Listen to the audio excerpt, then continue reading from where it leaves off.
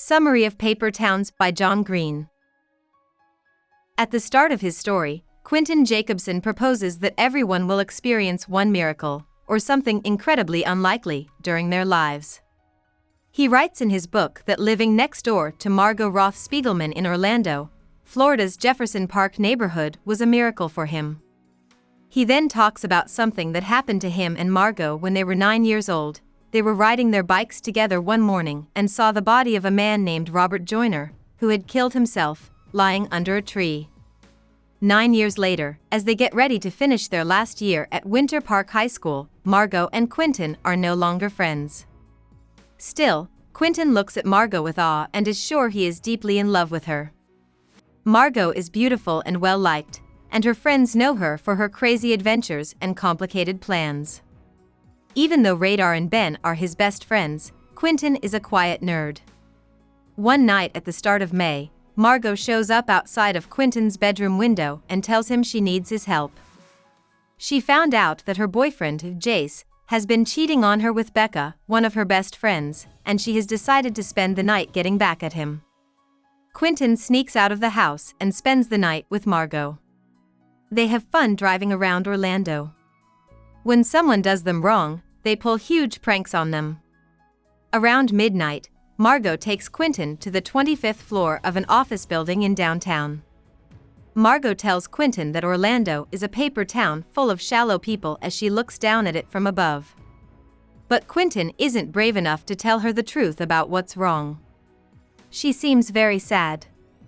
Liz and Quentin break into SeaWorld as they leave the SunTrust building. They enjoy being together, and Quentin is more in love with Margo than he has ever been by the time she drops him off at home early in the morning. Margo isn't at school the next day, but Quentin doesn't worry because she's always come back after going missing. That weekend, though, Detective Otis Warren, the police officer whose job it is to look into Margo's absence, shows up at the Jacobsens' house with Margo's parents. People who live with the Spiegelmans are angry that Margo often leaves vague signs about where she is when she runs away. When Quentin goes back to his room, he sees that there is a picture on Margo's bedroom window shade that wasn't there before.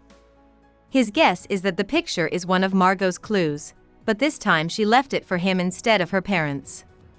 Quentin, Ben, and Radar go into Margo's room and find a series of hints. The last one is Walt Whitman's Leaves of Grass, a collection of poems that Ben finds in Margo's things. On Monday, Lacey, Margo's friend, asks Quentin and Ben what they know about what happened to Margo. After talking for a while, Ben gets Lacey to agree to go to prom with him. In Whitman's poem Song of Myself, there are 2 lines that make Quentin think. These lines tell the reader to take doors off their hinges, and Quentin thinks that they hold the key to Margo's next hint. Having a creative moment, he takes the door to his bedroom off its hinges and finds a piece of paper with Margo's handwriting on it. It's an address. When he, Radar, and Ben get to the address, they find a strip mall that has been empty for decades and is in bad shape.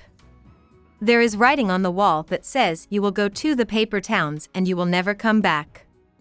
Soon, Quentin starts to worry that Margo has killed herself. He also learns that the unrealistic version of Margo he fell in love with is not at all like the real, troubled young woman he is now looking for.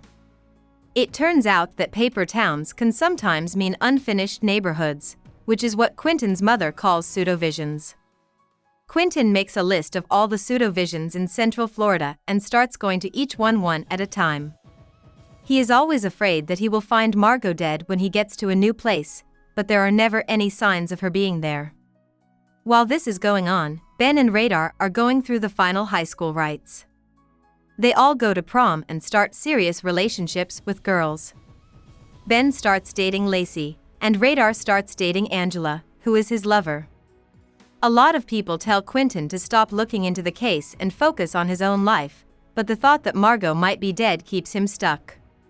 Quentin goes back to the strip mall a lot, and on one of his visits, he finds a road plan that has 5 holes in it. He starts to think that Margo might have meant to go on a trip. At the same time, he is reading Song of Myself more and more deeply and thinking about how it makes him feel about how people connect with each other. He sees that for many years, He has had the wrong idea about Margo, which makes him very humble. Several random events on the morning of Quentin's high school graduation show him that Margo has gone to the New York town of Agloe. Also, he knows that she is going to leave Agloe the next day. He, Radar, Lacey, and Ben all skip graduation and drive to upstate New York in Quentin's minivan for 21 hours. In Agloe, they find Margo living in a barn that has been left empty. When they meet again, it's tense because Margo feels bad about being found out. Lacey, Radar, and Ben get angry and storm out. Quentin stays, and Margo stops being so angry. They stay together the rest of the day and are honest about what they've been through in the 3 weeks since she went missing. Margo is asked by Quentin to join him in Orlando the next time. She wants Quentin to go with her to New York City, which is where she is going next. They know they need to go in different directions in life, but they feel very close, understand each other, and love each other.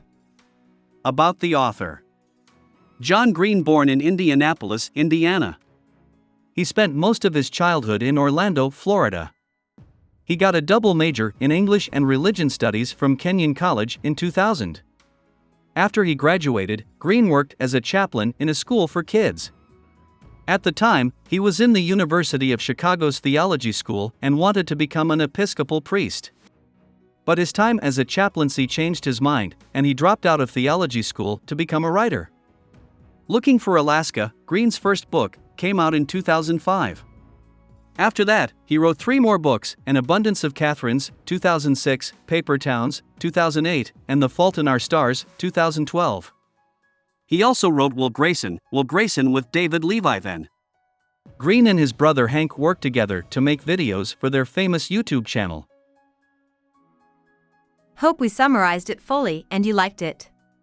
Please hit the like button and subscribe to our channel so that we are motivated to create more videos.